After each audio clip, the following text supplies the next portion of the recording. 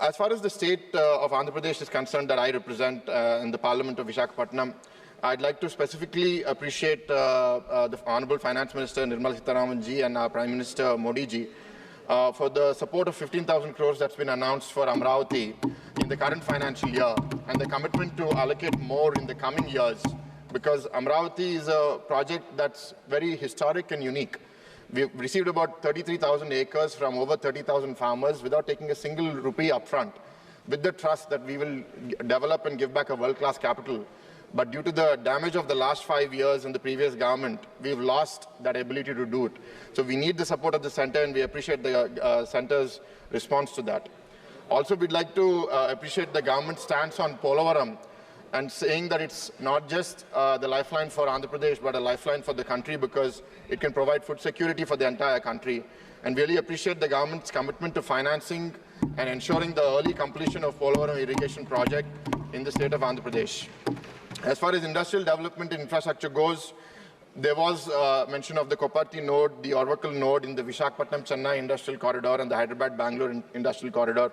We'd like to work closely with the central government in ensuring that these are a reality in the very near future. We'd like to appreciate the grants for the backward regions, Rayalaseema, Prakasham and North Coastal Andhra, which I represent, getting the grants continuously over the next 5 years. And we look forward to overall getting all aspects of the AP Reorganization Act being implemented in letter and spirit, and we appreciate the Finance Minister for that support. I'd like to also specifically mention something that was mentioned in the beginning of the the budget speech and somewhere in the middle, which is about the seafood exports. Andhra Pradesh now exports close to 40% of the seafood in India out of the $8 billion industry. And there is significant challenges in terms of what the farmers face in terms of access to the shrimp broodstocks. So the two things that were mentioned was, one, starting a breeding center for shrimp broodstocks in the country will really mitigate the production volatility and provide the livelihood stability for thousands of aqua farmers in our state, and also providing NABARD financing for not just the shrimp farmers, but for the processors and for the exporters. So we thank the government for that support. And I'd like to highlight here to all members of the House, why does Andhra need this support?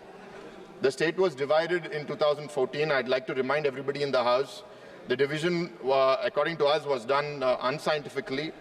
And for the first time in 2014, Andhra Pradesh had a deficit budget after 8 years of continuous positive budgets.